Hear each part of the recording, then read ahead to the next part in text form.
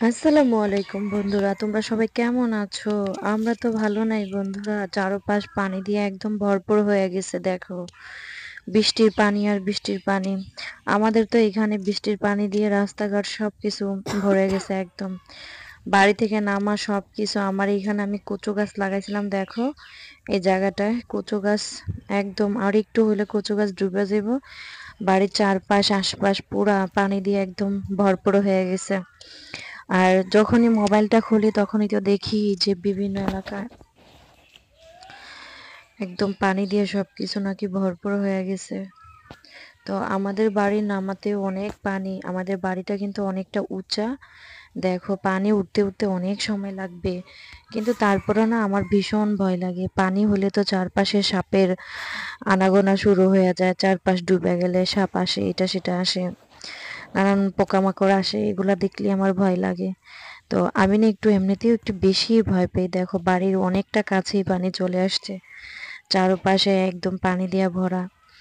ভীষণ ভয় লাগতেছে। আর তোমার বিভিন্ন জায়গায় মোবাইলে তো দেখি ওরা ঘরের উপর দিয়ে পানি উঠে গেছে। তো আল্লাহ আল্লাহ যেন সবাইকে ভালো রাখে, সুস্থ রাখে। তোমরা সবাই কিন্তু দোয়া করবা সবার জন্য।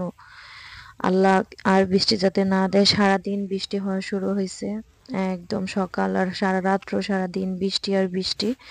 এই বৃষ্টির জন্য কিন্তু আমরা ঠিক মতো রান্না বান্নাও করতে পারতেছি না, বাজার হাট করতে পারতেছি না। রাস্তার মধ্যে একদম হাঁটু সমান পানি, চারপাশ পানি দিয়ে একদম ভরপুর। দেখো, পানি আর পানি, চারপাশটা একদম পানি দিয়ে ভরপুর হয়ে গেছে। আল্লাহ কেন যে এরকম করে? আল্লাহ দুনিয়াতে পাপের ইয়া বাইরে গেছে, এই জন্য বেশি বেড়ে গেছে, এর জন্য এরকম হইতেছে। তো আল্লাহ যেন সবাইকে হেফাজতে রাখে। আমি সবসময় দোয়া করি নামাজ পড়ে। যা অবস্থা হইতেছে, তারপরে তো আমরা অনেক ভালো আছি, সুস্থ আছি, সুস্থভাবে আছি, কিন্তু বিভিন্ন এলাকার যারা একদম নদীর সাথে তাদের অবস্থা তো খুবই খারাপ। আমার বাবার বাড়ি কিন্তু একদম নদীর সাথে। আল্লাহ পাক রাব্বুল আলামিন জানে বেড়িবাঁধ ঠিক থাকে কিনা। এবার এবার যা বন্যা শুরু হয়েছে, জানি না বেড়িবাঁধ ঠিক থাকে কিনা। এই যে আমার যাওয়ার রাস্তা, এই রাস্তাটা পুরো আমার মানে হাঁটু সমানের উপরের থেকে পানি। এখানে দেখো, আমি এখান দিয়ে যখন গেছি তখন কিন্তু তোমরা দেখো নাই, তোমাদেরকে ভিডিওটা আমি দেইনি। ওই ভিডিওটা আমি যখন এখান দিয়ে রাস্তা দিয়ে যাইতেছিলাম তখন আমার হাঁটুর উপরেও পানি ছিল, এত পানি। এরকম পানি দিয়ে কি বাড়ি থেকে বাইর হওয়া যায় বলো? আজকে কোনো রকম রান্না করে খাইছি, কালকেও কোনো রকম খাইছি। খুবই অবস্থা সিরিয়াস। মানে মাছ তরকারি কিছু আনার মতো কোনো ইয়া নেই। এখানে পানি, রাস্তায় পানি, পুরা চারপাশ পানি আর পানি।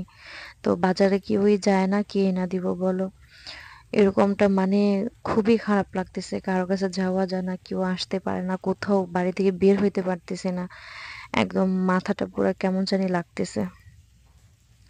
তো আল্লাহ আল্লাহ চাইলে সবকিছু পারে। আল্লাহ যেন সবাইকে হেফাজতে রাখে। আল্লাহ যেন এই বন্যা এগুলা কমায়া দেয়। আল্লাহর কাছে সবাই নামাজ পড়ে ইনশাল্লাহ দোয়া করব। আল্লাহ যেন আমাদেরকে একটু সুস্থ রাখে, একটু ভালো রাখে। তো তোমরাও কিন্তু দোয়া করবা ইনশাল্লাহ। আর আমার ভিডিওগুলো একটু বেশি বেশি করে দেখবা প্লিজ। দেখো গাইস, এই এত বৃষ্টির মধ্যে না আমার হাঁসগুলাকে আজকে আমি খুবই লেট করে ছাড়ছি ঘর থেকে। মানে ঘুম যখনই আমি ছাড়ি ওরা উঠানে নেচা নেচা ভিজে। ওরা ছায়াতে থাকে না, ওরা অনেক বৃষ্টিতে ভিজে। তো বৃষ্টিতে ভিজলে তো ওরা অসুস্থ হয়ে যাবে না? তো ওরা তো আর মানে দেশি হাঁস না, ওরা হলো চীনা হাঁস বলে এগুলারে, সেই হাঁস।